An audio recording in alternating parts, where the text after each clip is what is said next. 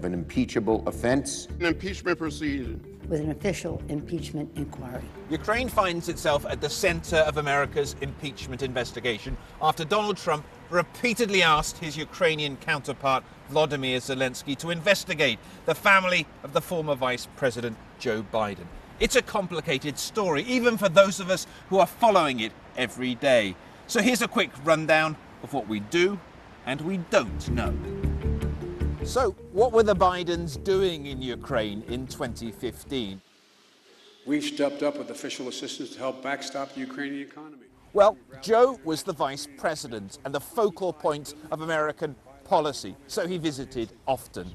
Burisma is the leading... His son, Hunter, was the well-paid director of a controversial energy company called Burisma, which has links to the pro-Russian government which had just been overthrown. At the time, some people said that that was a conflict of interest.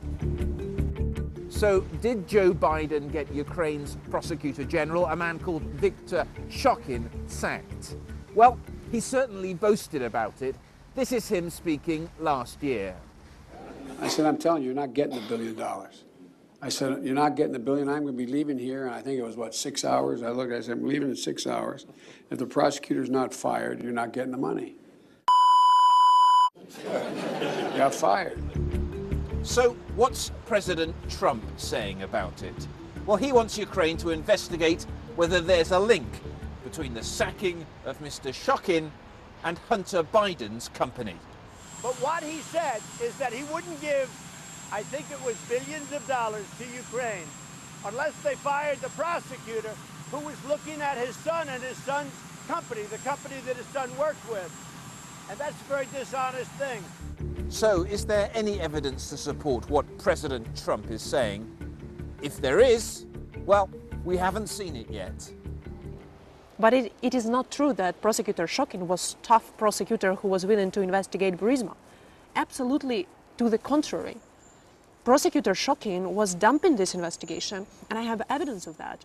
I'm following this investigation since 2013.